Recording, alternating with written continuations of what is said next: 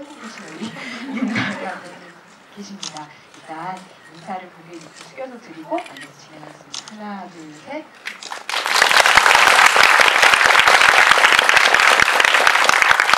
먼저 우리 두 분의 인사 말씀부터 여쭤보겠습니다. 지금 제일 긴장 안 하고 성숙한 마음으로 계시는 우리 배우님부터. 안녕하세요. 우리 집에서 하나의 역을 맡은 김나연입니다.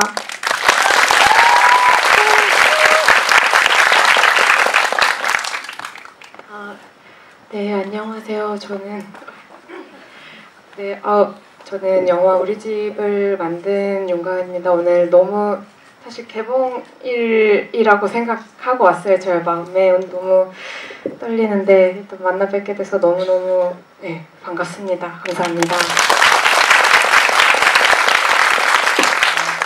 감독님이 해주신 말씀처럼 이게 개봉일처럼 관객분들이 어떻게 영화 보셨는지 너무 궁금해하시기 때문에 제가 몇 가지 질문 드리겠지만 이후에 관객석에 제가 마이크 드리는 시간을 가질 테니까 그때 직접 영화 어떻게 보셨는지 두 분께 궁금한 점 물어보시는 순서를 하겠습니다.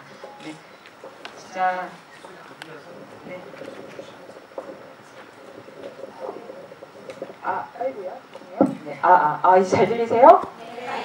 사실 근데 뭐 제 목소리가 중요하겠습니까? 이 자리에서.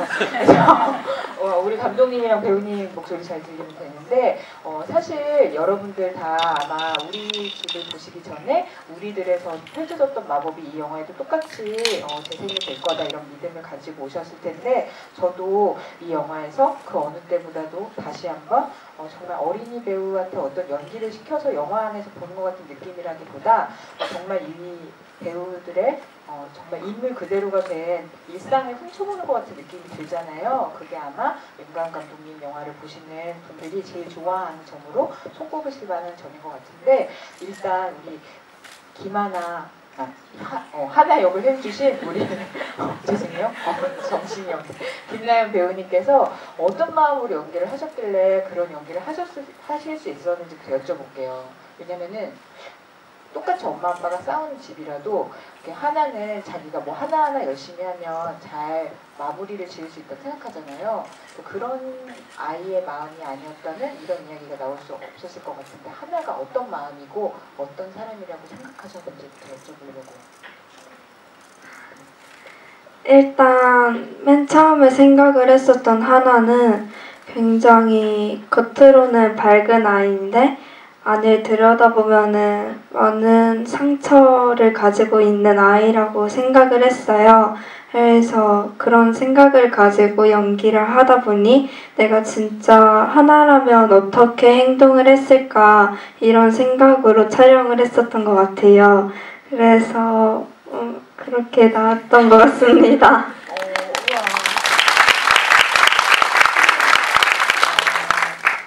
근데 감독님한테도 여쭤볼게요. 네. 감독님 이렇게 입장하셨지? 네. 근데 우리들에 이어서 이 작품도 그렇지만 정말 이런 연기를 할 수 있는 배우를 정말 되게 복합적인 오디션 과정을 거쳐서 또 촬영 전에 다 함께하는 상황극 리허설을 거쳐가지고 이런 연기를 끌어내시는 거라고 들었거든요. 근데 정말 우리 김하나 배우님이 자꾸 제가 하나를 김나연 배우님이 오디션 과정에서 보여준 어떤 점을 눈여겨보셨는지, 어떤 배우들을 오디션 과정에서 찾으려고 하시는 건지 좀 여쭤볼게요. 처음에는 원래 나연 배우가 지금 작년보다 10cm가 큰 상태인데, 지금 이제 저의 키를 훌쩍 뛰어넘었는데 저희가 크십니다. 네, 훨씬 네. 근데 이제 작년에는 이제 키가 152, 3 이럴 때 처음 만나서 사실은 5학년을 연기하기에 좀 크다 그런 생각은 있었어요. 오히려 그래서 이제 그냥 좀 편안한 마음으로 저도 처음 만났는데 대화할 때 긴장을 전혀 안 하고, 그러니까 정말 이런 테이블 있고 제가 맞은편에 있고 나연이가 맞은편에 있었는데, 제가 사실 어른이고 감독이라서 어떤 식으로든 대화를 하더라도 긴장을 하게 마련인데 정말 편안하게 정말 뭐 오늘은 뭐 이 옆집 언니랑 뭐 수다를 떨어야 되나 뭐 이런 식의 마인드 정도로 진짜 정말로 편안한 대화를 나눴고 대화가 너무 잘 통해서 즉흥극 때 한 번 더 보고 싶다 생각을 했는데 즉흥극을 정말 잘했어요. 네, 그냥 그 모든 상황들에 그냥 쑥 들어가서 그 상황이 믿어지게끔 이끄는 그런 네, 연기들을 해줘서 키가 살짝 크지만 네, 네, 살짝 큰 반에서 좀 큰 하나면 되겠다 이런 생각이 들어서 뭐 그 다음엔 키 생각도 안 나고 네. 오디션 때 긴장 하나도 안 한 거였어요? 감독님이 옆집 언니라고 생각했어요? 속으로는 굉장히 좀 그래도 긴장을 하고는 들어갔었는데 진짜 맨 처음에 들어가자마자 내가 오디션을 보고 있는 건가? 라는 생각이 들 정도로 진짜 너무 편하게 대해주셔서 그거에 한 번 더 굉장히 많이 풀린 것 같아요. 지금은 어떠십니까? 긴장되십니까? 지금 굉장히 떨립니다. 떨리는 티 하나도 안 나죠? 네. 그러면 박수는 우리 감독이 이제 그만 긴장하시라고 한번 쳐드리도록 하겠습니다.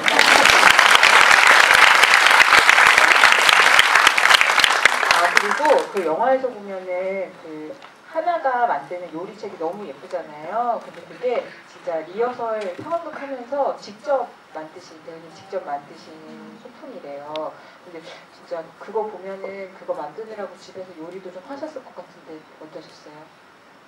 제가 리허설을 할 때 거의 일주일에 2가지 정도의 음식을 만드는 게 숙제였는데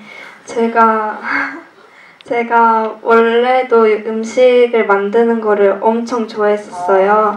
그래서 별다른 문제 없이 그렇게 숙제를 할 수 있었던 것 같고 되게 저도 나름 즐기면서 숙제를 했었던 것 같아요. 그래서 그 과정 자체가 너무 재밌어서 좋았습니다. 그럼 제일 자신 있는 요리는?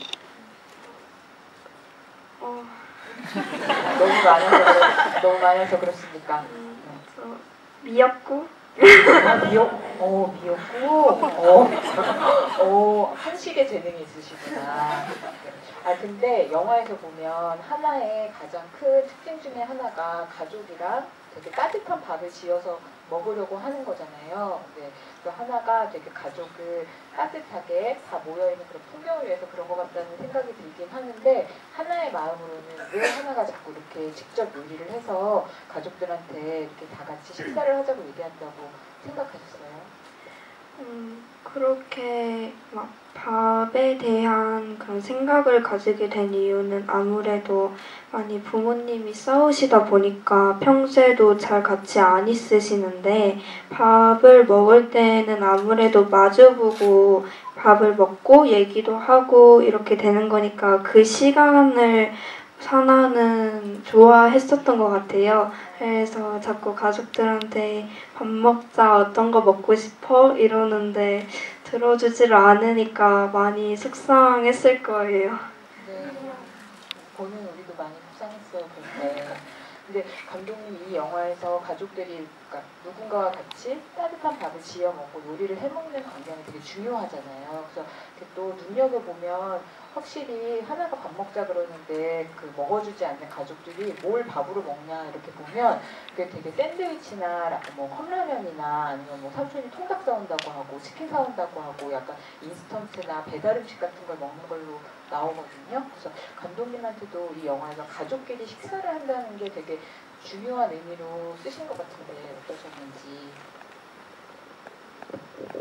네, 그러니까 하나의 사실 요리를 하는 취미는 사실 아이들도 다 취향이 있잖아요. 취미가 있고 그 각각의 개성들이 좀 밖으로 좀 나오는 표현되는 그런 인물이었으면 좋겠다 이렇게 생각을 사실 먼저 하다 보니까 하나한테 무슨 재능이 있으면 좋을까. 근데 이제 하나는 어쨌든 이런 집안 환경에서 계속 자라왔기 때문에 계속 가족을 어떤 방식으로든 봉합하려는 노력을 알게 모르게 해왔을 거고 그런데 이제 자기 재능이 좀 쓰이는 친구면 좋겠다. 근데 뭐 청소, 빨래 뭐 집에서 할 수 있는 것들을 막 이것저것 생각하다 보니까 요리가 아이가 도전하기에도 그렇고 가족들을 좀 모이게 하는 의미로서도 그렇고 좀 자연스럽게 다가갈 수 있는 그런 지점이라고 생각이 들어서 네, 그래서 좀 더 적극적으로 들어오고 나중에 나연 배우 만났을 때도 실제로 요리를 너무 좋아하고 먹는 것도 좋아하고 뭐 그래 이게 이런 점들이 좀 더 드러나면 좋겠다 이런 생각이 또 나중에도 많이 들어서 그래서 더 좀 적극적으로 들어오고 그랬던 것 같아요. 네. 혹시 오기 전에 가족과 따뜻한 밥 한 끼 같이 하고 오셨나요? 근데 제가 이 나이가 아니지만 영화를 보면서 생각해보니까 그냥 엄마 아빠가 아니고 이제는 따로 사는 뭐 다른 형태의 가족들과 사시는 분들도 많이 있으실 텐데 연령에 따라서 다 같이 모여서 따뜻하게 밥 먹은 적이 언제지? 이렇게 생각해보면 되게 오랜 날을 더듬어야 되더라고요. 그래서 이 영화가 전하려고 하는 어떤 가족의 온기나 그런 것에 대한 그리움 같은 게 그런 이렇게 식사나 밥으로 잘 표현이 된 것 같다는 생각이 들었습니다. 네.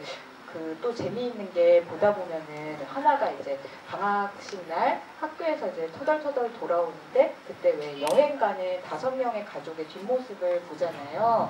근데 사실 그때가 보면은 유진님의 가족이 삼촌까지 다 같이 여행을 가는 뒷모습이었던 거잖아요. 근데 그거를 다른 가족으로 해도 됐는데 감독님이 유진네 가족으로 하신 이유가 뭔지 궁금하더라고요. 그거는 사실은 맨 처음부터 유민의 가족은 아니었던 것 같고요. 시나리오상에 이제 그냥 여행을 떠나는 듯한 풍경의 가족을 본다 이런 설정이 들어갔었는데 그게 이제 하나랑 유미, 유진이랑 같은 동네에 살고 있고 이전에 어떤 순간에는 서로 슬쩍 마주쳤을 수도 있는 그런 느낌을 좀 주고 싶기도 했고 사실 영화 전체에 유미 네 엄마 아빠 삼촌이 전혀 안 나오는데 저 사람들이 실제 존재하고 있는 사람들이다 이런 것을 저희 팀 안에서도 이것을 언젠가는 한 번은 드러내야 되는데 어디라도 좀 이렇게 들어가 있으면 나중에 발견하더라도 그냥 그런 느낌이 나면 좋겠다. 그리고 이제 사실은 그 엄마 아빠가 짐을 다 이렇게 바리바리 싸고 가고 있는데 삼촌이 이제 뭐 튜브 같은 걸 사와서 옥탑에서 놀려고 사온 거고 사실은 엄마 아빠를 배웅해주는 중인 자매 뭐 이렇게 일단은 생각을 하는데 이제 그게 하나가 보기에는 여행을 가는 모습처럼 보이는 그러니까 사실은 가족 안에 풍경이 되게 여러 가지가 있고 사람들은 겉모습만 보는데 그 내 안에 들어가면은 사실은 실제로 어떤 일을 겪고 있는지는 또 모르잖아요. 그래서 그냥 나중에 이거는 뭐 영화 볼 때는 바로 라도 나중에라도 돌이켜 봤을 때 그냥 이런저런 의미들이 발생할 수 있지 않을까. 그래서 네, 같은 그런 식으로 생각을 해서 나는 의미가 있는 설정이네요. 근데 이 영화 속에서 우리 하나란 인물에게 이 영화가 그리고 있는 여름이 어떻게 보면 가족의 갈등을 이렇게 없애기 위해서 가족 여행을 막 열심히 추진하는 시간이자 우리 유미, 유진 자매를 만나는 시간이기도 하잖아요. 근데 하나한테 유미, 유진이라는 그 자매가 어떤 느낌을 갖게 하는 사람들이라고 생각했어요. 그 사람들과의 관계가 어떤 거라고 생각했어요. 서로가 가장 고민을 많이 할 시기에 유미랑 하나가 만난 거잖아요. 그래서 서로가 서로한테 위로도 해주고 그리고 같이 옆에 있어주는 존재라고 생각을 했었던 것 같아요. 그리고 하나가 요리를 했을 때 아무도 안 먹어주는데 유일하게 먹어주는 거는 유미랑 유진이었잖아요. 그래서 정말 많은 위로가 되지 않았나라고 생각을 합니다. 정답입니다. 너무 말씀을 잘하십니다. 근데 저는 약간 다 우리들 보고 오신 분들 많으실 거라고 생각해서 이 질문을 드리고 싶은데 왜 우리들도 보면은 그 주인공 중에 선이랑 그 지아가 같이 놀 때 왜 우리 선의 동생 윤희가 항상 같이 있고 둘이 이렇게 윤희를 돌봐주는 느낌으로 같이 있잖아요. 근데 이번 영화에도 보면은 우리 하나랑 윤희가 있는데 유진이가 항상 같이 있고 셋이 함께 노는 풍경이 너무 좋아 보이잖아요. 그래서 감독님이 이렇게 인물을 만드실 때 왜 주인공의 나이대보다 조금 더 어린 동생이랑 같이 놀게 만드는 장면을 쓰시는 걸까 좀 궁금하더라고요. 그래서 감독님한테 나이 터울이 그 정도 나는 동생이 있으신가 이런 생각이 들고. 저는 개인적으로 3살 아래 남동생이 있었는데 저런 귀여움을 장착했는지는 잘 귀여움을 될까 같다. 어린 시절에 되게 귀여워하긴 했고 근데 이제 우리들 때 사실은 그 윤희의 캐스팅이 제가 원하던 캐스팅이 아니었어요. 그러니까 원래는 이거 말 잘했는데 원래는 이거 그런 게 아니라요. 원래는 그 좀 차분하고 좀 안에 좀 뭐라 해야 되지? 안에 이렇게 뭔가 100살 먹은 노인이 들어있는 것 같은 어떤 신비로운 뭐 그런 느낌을 가진 아주 조용한 아이라고 원래는 캐릭터 막 그렇게 생각을 해놨는데 그런 친구가 실제로 없어서 막 찾다 보니까 이제 근데 민준이를 만났는데 민준이는 정말 그게 있는 친구인데 그 친구가 너무 매력이 있고 그냥 그런 친구가 현장에 있으면 좋겠다 그냥 그런 마음이 들어서 캐스팅을 했고 그 친구의 있는 그대로의 너는 존재를 해줬으면 좋겠어 이렇게 해서 됐는데 이제 나중에 알았어요. 관객분들이 개봉하고 나서 그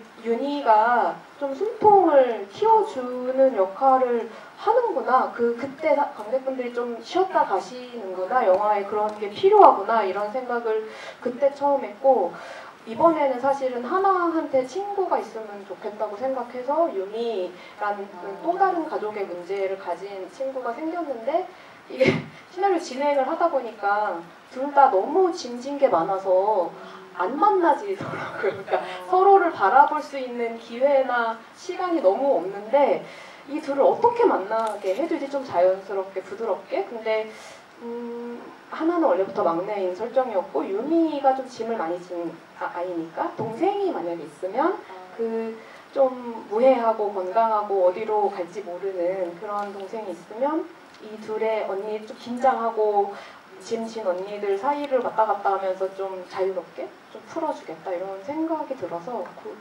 뭐 우리들 때 생각도 나고 해서 이제 그 다음에 근데 이렇게 예린 배우를 만날 줄은 몰랐죠.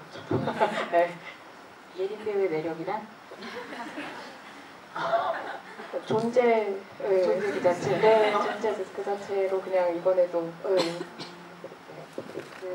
사실 다른 영화에서도 연기 많이 하시지만 거기서는 이렇게 나이 또래가 비슷한 배우들끼리 오래 촬영하는 기회는 별로 없잖아요. 근데 이 영화는 정말 그 누구보다 주인공이 돼서 현장의 주인공이 또 돼가지고 연기를 하셨던 작품이라서 다른 작품이랑 촬영했던 기억이나 이런 게 남다르실 것 같아요. 특히 그 3명이서 같이 촬영할 때 순간순간들 어떤 기억으로 남아있습니까?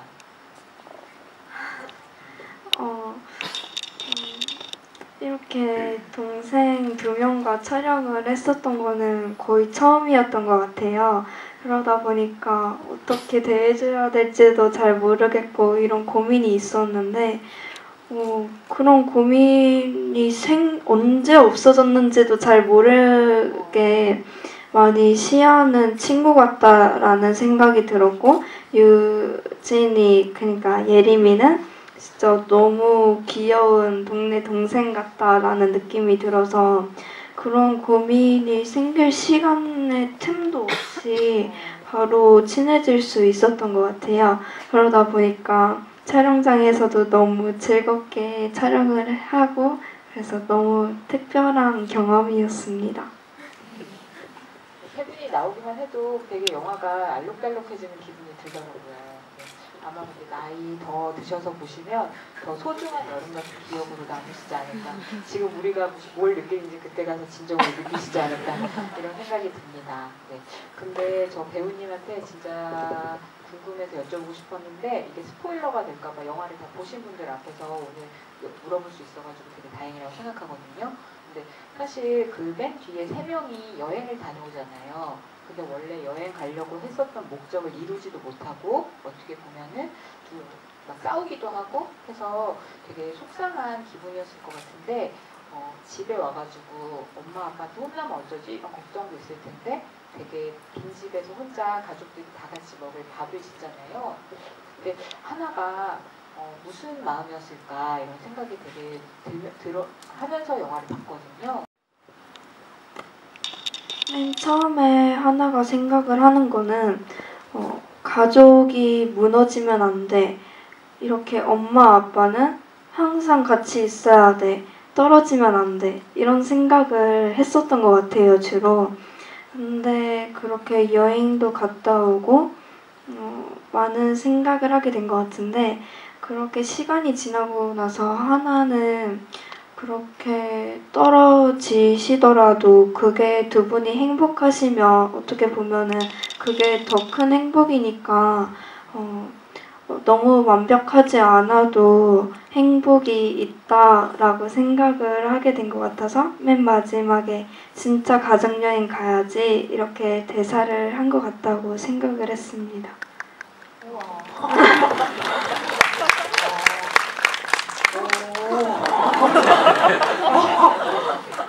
이거 제가 생각한 대답이 아닌데요. 제가 생각한 것보다 훨씬 되게 깊은 생각이 담겨있는 답변을 해주셨네요. 감독님이 생각하시는 그게 거지. 감독님 어떻게 생각하셨어요? 아니, 감독님한테 이렇게 약간 돌려서 여쭤봐야겠다. 근데 어쨌든 우리 세 명의 아름다운 소녀들이 여행을 떠나잖아요, 후반에. 근데 그게 어떻게 보면 각자의 집을 떠나는 경험이잖아요, 어른들도 없이. 근데 정말 어떻게 얘기하면 이게 처음에 생각했던 목적을 달성했느냐 이 기준으로 보면 되게 실패한 여행인데 그 여행을 통해서 이 세 명이 얻게 되는 생각이나 감정이 있는 것 같거든요. 그래서 감독님이 이야기를 쓰실 때 이 마지막에 이 여행을 꼭 넣어서 이야기를 마무리 지어야겠다라고 생각하신 이유가 좀 궁금했어요. 바꿔주셔서 너무 감사합니다. 이제 나영배 얘기를 처음 들어가지고 깜짝 놀랐어요.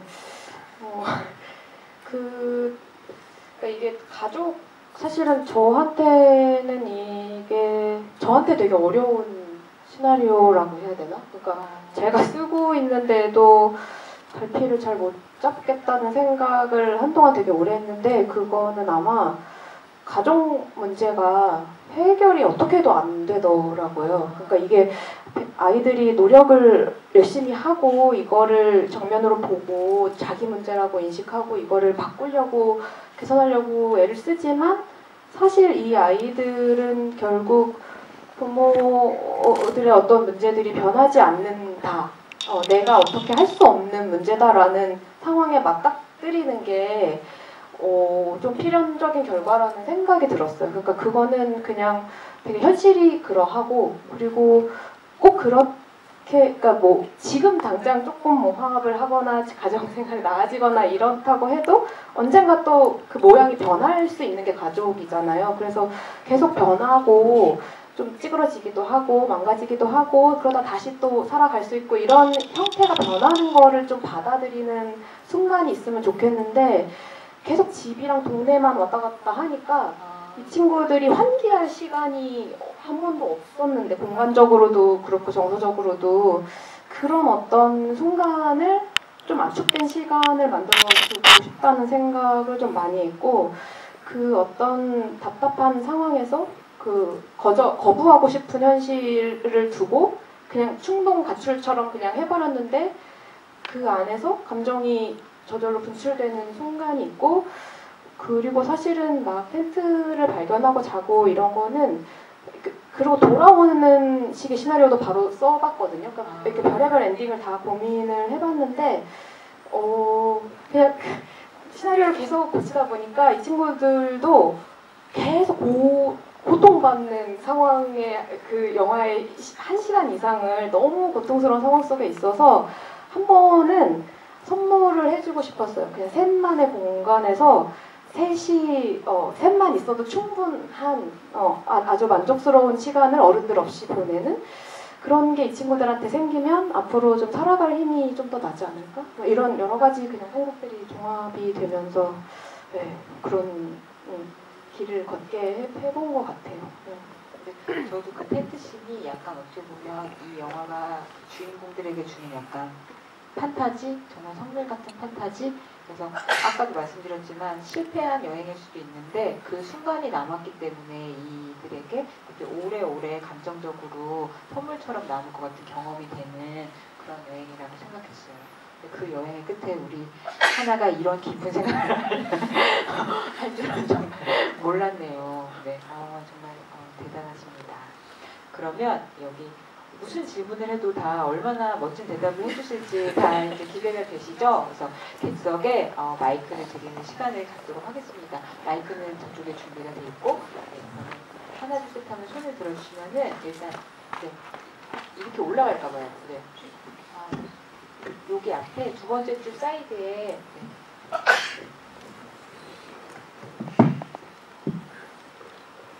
네, 감독님요. 진짜 잘 봤습니다. 감사합니다.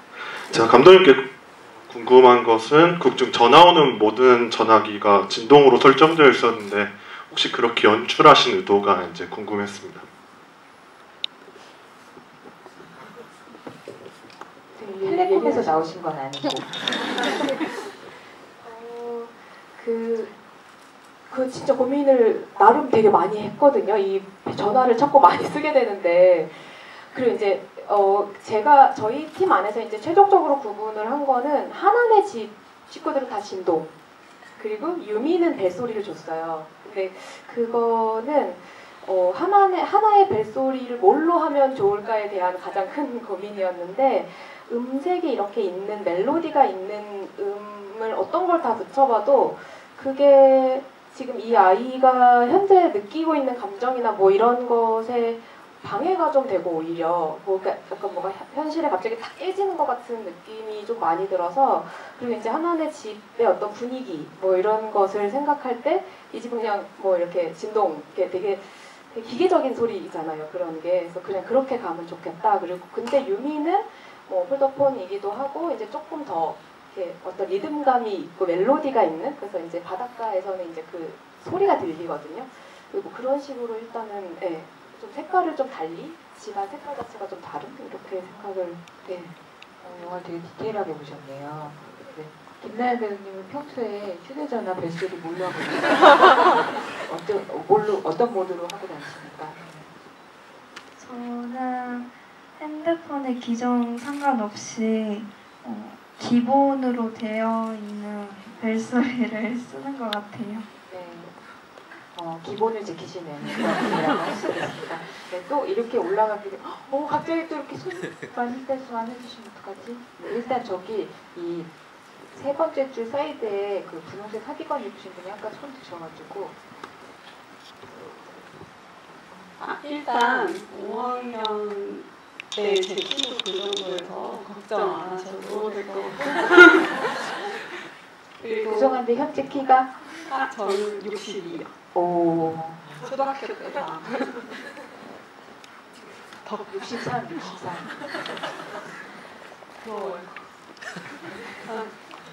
그 질문을 간단하게 감독님께는 혹시 학년을 5학년으로 설정하신 이유가 있으신지 궁금하고 배우님께는 감독님이 해주셨던 뭐 말씀이나 디렉션 중에 가장 기억에 남는 게 있는지 궁금합니다.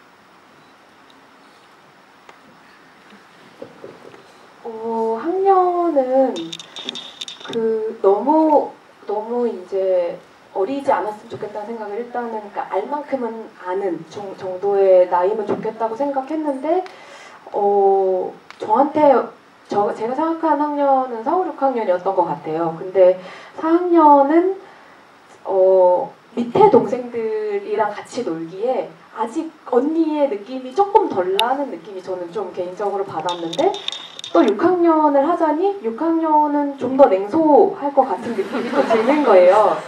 그리고 이제 그 학교 안에서 제일 고학년들이 약간 그렇게 되잖아요. 이제 나 이제 가사라고 다 알고 또 이렇게는 안 될 것 같은 그 중간 단계를 건너가고 열심히 건너가고 있는 친구면 좋겠다. 이래서 왠지 5학년 이렇게 저는 됐던 것 같아요.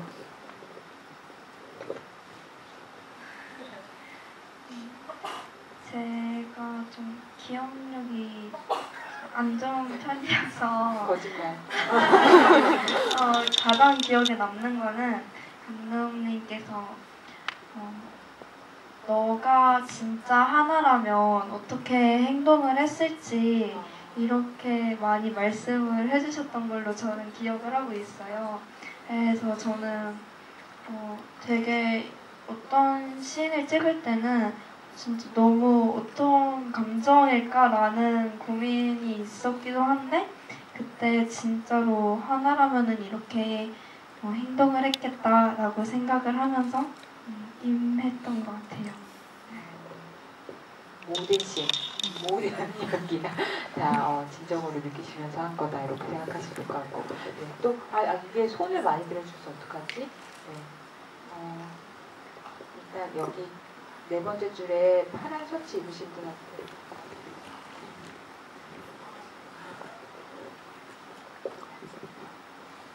일단 너무 영화 잘 봤다고 말씀드리고 싶고 제가 드릴 질문은 나오는 요리가 다 계란 요리더라고요.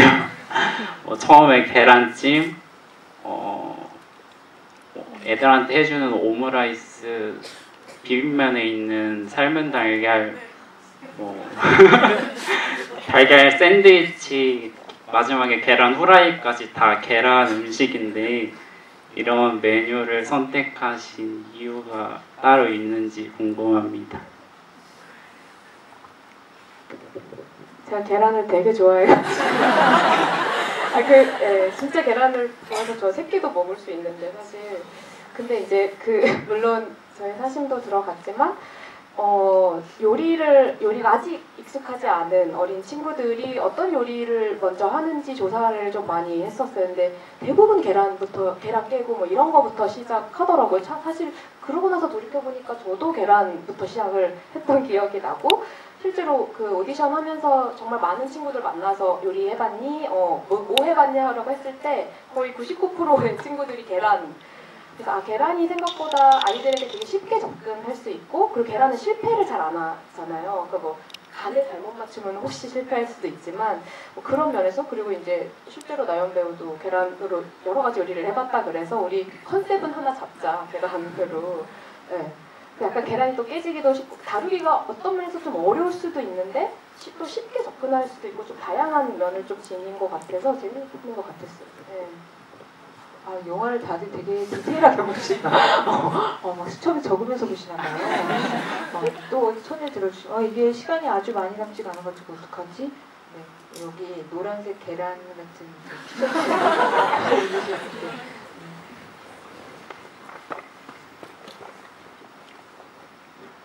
일단 제 거의 우상이신 감독님을 만나 뵙게 돼서 진짜 너무 제가 감독님 보고 영화과를 가게 돼서 어쨌든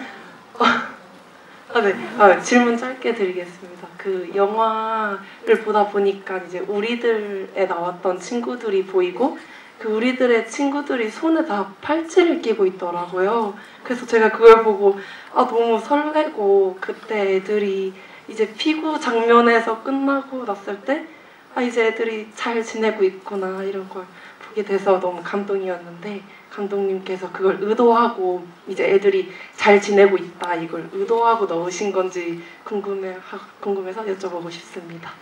네. 맞아요. 저희 스태프 쪽에서도 몰라보는 분들이 현장에 있었는데도 몰라보는 친구들이 있는데 진짜 깜짝 그거를 어떻게 아셨지? 그래서 심지어 우리들 때 연출부를 했던 친구가 팔찌를 다 만들었는데 그 친구 다시 정연해서 미안해 뭐 팔찌 좀 만들어줘 이래. 그거는 이제 우리들에 나왔던 친구들이 영화를 처음 봤을 때 3년 전에 처음 봤을 때 이 친구들이 어떻게 될 것 같아요? 이렇게 질문했을 때 셋 다 선이랑 지아는 결국 다시 친구가 될 거고 보라도 나중에는 어떤 화해를 통해서 또 새로운 친구가 될 거예요. 우리는 강력하게 그렇게 믿는다고 얘기를 했던 게 이게 나랑 또 다른 생각이 있구나. 이 친구들은 다 생각이 있구나. 이런 생각이 들어서 그냥 그 꿈을 어떤 면에서 좀 실현을 시켜보고 싶어서 발견을 하실 수도 있고 안 하실 수도 있는데 사실 그 중간에 보라가 찬이한테 팔찌 줬잖아요. 그거 이제 나 손재주 없는데 친구한테 배워서 만들었어 이렇게 얘기하는 것도 사실은 이제 그러니까 이들은 우리가 겪은 어린 시절이랑 또 다른 어린 시절, 훨씬 튼튼하고 훨씬 좋은 관계를 다시 맺을 수 있는 그런 관계로 나아갔으면 좋겠다. 이래서 팔찌를 맞아요. 진짜 약간 무서워지기 시작하는 약간 내 눈으로 영화를 보시는 분이랑 고개를 한 것 같아가지고 좀 무서워지긴 하는데 네, 또 손을 들어주시면은 네, 저기 이렇게 흔들어 주시면 저기 하늘색 난방이 네, 손 들고 계세요.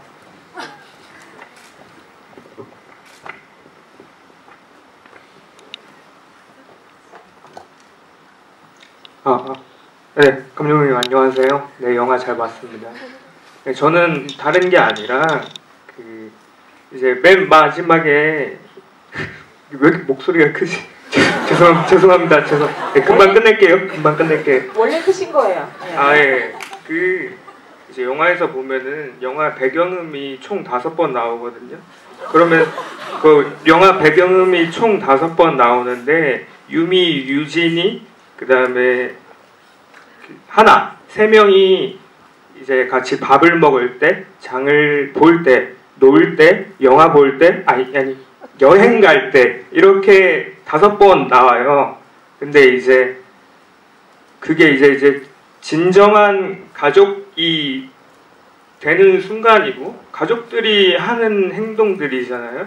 그리고 또 보면은 영화에서 핸드폰은 오히려 이제 소통을 원활하게 해주는 게 아니라 소통을 더 멀게 만든단 말이죠.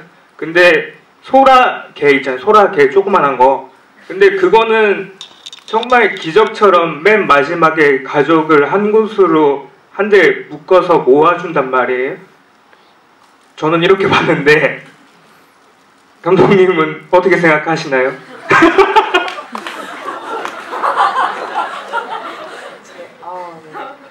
평론가님 같은 평을 얘기해 주셔가지고 일단 음악이 5번 사용되는데 음악이 사용되는 순간마다 다 이제 폐의 주인공 가족 같은 경험이 나오는 순간이다. 음악을 쓰신 기준에 대해서 음악이 그 중간에 끊었다가 다시 시작되고 하는 것까지 포함하면은 한 전체 엔딩곡 빼고 한 8곡 아마 그 중간에 이렇게 뭉쳐 있어가지고 그걸 이제 한 곡으로 해석을 하실 수도 있다고 생각이 드는데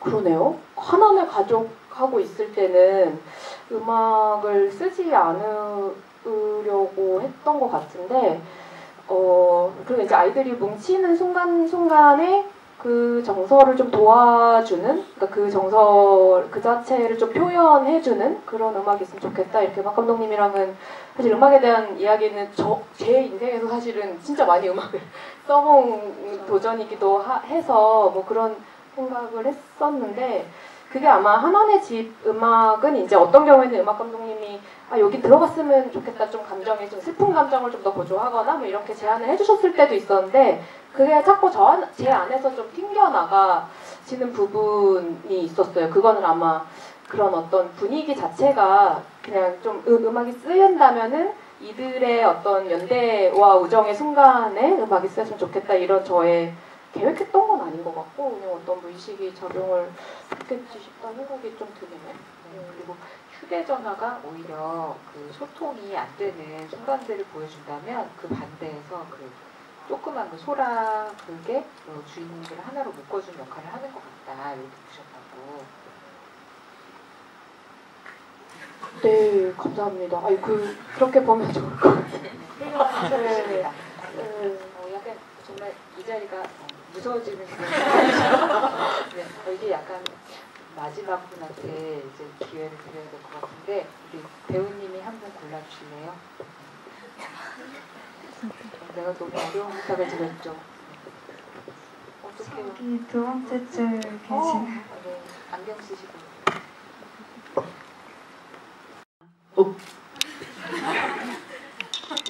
감독님 영화를 정말 좋아해서 그동안 감독하신 작품을 다 봤었거든요. 손님도 그렇고 콩나물도 그렇고 전작 우리들이랑 우리 집까지 다 봤는데 감독님께서 꼭 촬영을 하실 때 아역 배우분들께 어떻게 촬영을 해야 하는지 수칙들이 있다고 들었거든요. 그때 그 수칙들 중에 제일 중요하게 여기는 것은 무엇이고 또 아역 배우분들과 촬영을 하는 이유가 있는지 여쭤보고 싶었습니다.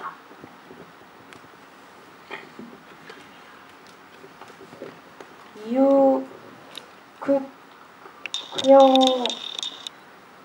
이게 뭐 제가 계속 평생 어린 영화의 장인이 되겠어 이런 그런 포부도 없고 사실 저한테 되게 자연스러운 일이에요. 어린이가 주인공이 되는 일은 저도 왜 그런지 사실 잘 모르겠는데 이게 계속 생각을 해봐도 딱 부러지는 이유가 저한테 잘 안 나오는데 요새 많이 드는 생각은 그냥 취향 제가 그런 얘기를 너무 좋아하는 것 같아요. 근데 제가 어렸을 때부터도 그런 성장 서사나 뭐 그런 문화가 또 되게 많잖아요. 영화 중에서도 그런 영화에 훨씬 더 감정을 많이 쏟게 되고 그냥 이렇게 어렸을 때 일을 돌이켜보면 뭔가 마음에 막 계속 생겨나고 마음에 뭔가 감정들이 생겨나고 이걸 표현하고 싶기도 하고 내 말을 좀 들어줬으면 좋겠고 뭐 이런 감정들이 있는데 그 당시에 표현을 많이 못했던 기억이 많아요. 저 그냥 제 안에 그 한맺힌 어린애들이 속에서 막 있다는 생각이 들어서 그냥 그런 것들 글을 쓸 때 그냥 그런 마음들이 다른 마음을 터놓는 시간이 되면 좋겠다. 나도 좀 들여다보고 뭐 이런 생각 그리고 이제 그런 이야기를 좋아하는 거 그런 것 때문에 그런 거고 수칙은 사실은 이번에 처음 글로 써봤는데 문서화되는 게 이렇게 무서운 일인지 저도 처음 알았는데 그전에는 이 말로만 했어요. 근데 이제 말로 하니까 다 날아가고 저도 기억을 못 하더라고요. 어떤 순간이 되니까. 그리고 우리들 현장 저도 장편이 처음이라 아이들이랑 하는 게 현장에서 예상치도 못했던 뭐 실수를 하게 되고 저도 스태프들도 너무 좋은 사람들인데 어느 순간에 어떤 걸 놓치게 되고 그래서 배우들한테 너무 미안해지고 막 이게 저한테 막 정립이 돼서 다음 현장에는 그런 미안함이라도 좀 우리가 적어도 그렇게 느꼈던 거에 대해서는 다시 실수하지 말자. 그래서 이제 스태프들 다 같이 의견 모아서 어떤 점 조심했으면 좋겠다 이렇게 의견을 듣고 제가 이제 썼는데 실제로 정말 못 지킨 게 너무 많고 그 중에서 제일 그래도 신경을 썼던 거는 질문을 좀 많이 하려고 노력을 했어요. 그러니까 사실은 어린이 배우들이 현장에서 정말 많이 참거든요.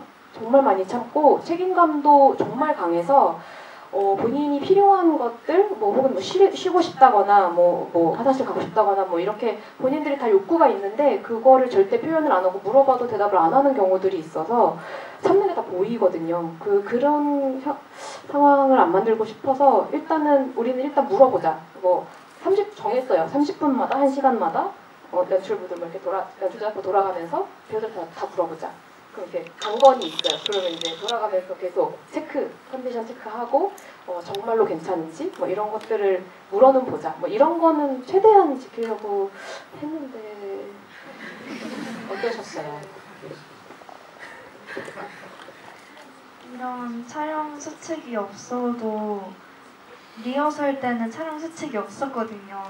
없었는데도 굉장히 너무 잘 대해주셔서 그거에 너무 감사했는데 촬영 첫날에 딱 갔는데 촬영 수칙이 있다 하셔가지고 진짜 너무 감사했고 좀 존중받고 있는 그런 감정도 들어가지고 너무 감사하고 좋았어요. 그리고 이런 촬영 수칙이 있다는 게 안 믿겨질 정도로 진짜 그 전에도 너무 잘 대해주셨고 모든 게 완벽하게 잘 지켜졌던 것 같아요.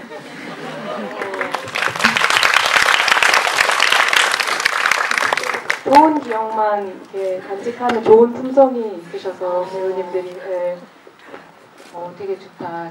나쁜 건 잘 까먹고 좋은 거 오래 기억하고 이런 훌륭한 성정을 가지신 배우님인 것 같습니다.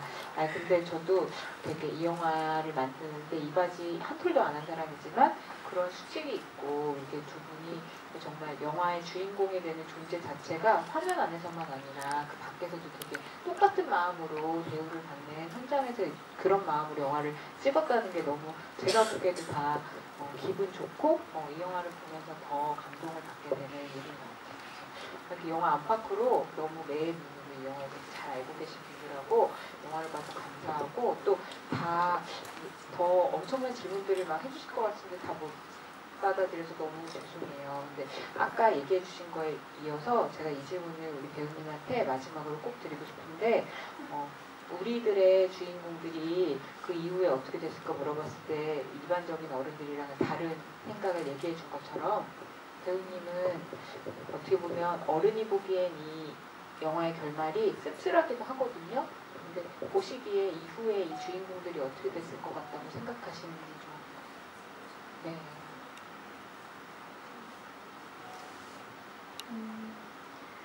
일단 하나는 어떻게 애를 써도 부모님은 결국은 떨어지실 것 같고 유미도 이사는 가야 되는 거니까 가긴 갔을 것 같아요. 근데 그게 끝이라고 해서 진짜 끝이 아닌 거잖아요. 그 뒤에는 더 큰 행복이 있는 거니까 되게 좋은 경험이라고 생각도 할 것 같고 유미랑 유진이랑 하나는 계속 연락을 하고 지낼 것 같아요. 너무 아름다운 얘기예요. 맞아요. 정말로. 근데 진짜 이 영화를 보면은 왜 어렸을 때 우리 엄마 아빠가 최고고 제일 멋있고 막 이렇게 생각하다가 슬슬 그게 아니라는 걸 깨닫는 순간이 오잖아요. 우리 집이 완벽한 동화 속 집이 아니라는 걸 깨달을 때.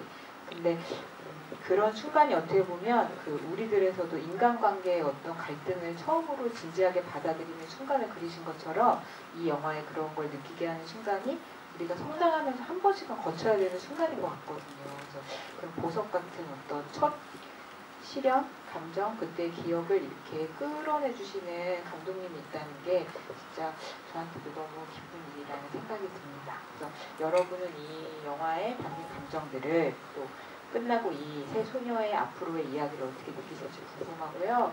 그런 생각을 더 앞으로 많이 하시는 그런 시간이 되셨으면 좋겠습니다. 끝으로 두 분의 마지막 말씀 듣고 이 자리 마무리하도록 하겠습니다.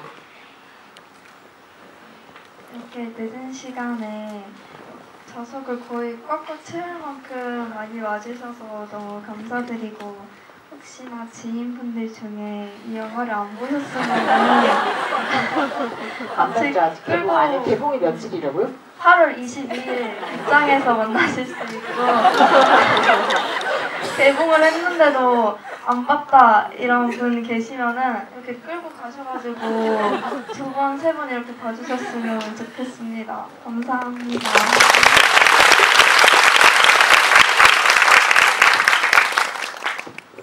제가 옆에서 걱정을 좀 해가지고 저희 배우님이 다 제 마음을 다 얘기를 해주신 것 같고요. 저 진짜 오늘이 저 이렇게까지 떨린 적이 없었던 것 같아요. 그 우리들 때도 그때 그냥 뭔지 모르고 그냥 막 갑자기 준비를 하고 막 이래서 그때는 뭐 떨리긴 떨리지만 이제는 그리고 이제 이제 어쨌든 우리들 좋아해 주셨던 분들이 오신다 그래서 저한테 가족들인데 이 가족들이 어떻게 보실지가 저한테 너무 중요한 거예요. 영화를 만드는 내내도 그랬고.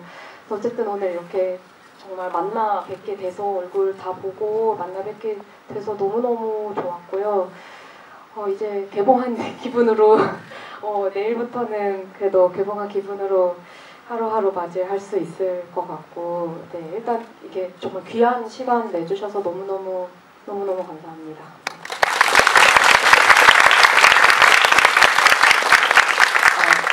여러분들이 우리 집을 홍보하는 우리들이 돼주시리라 믿어 의심치 않습니다.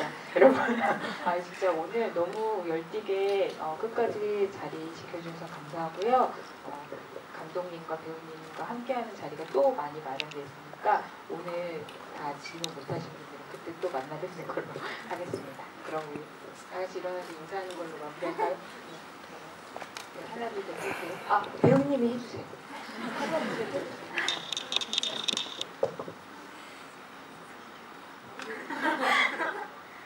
하나, 둘, 셋.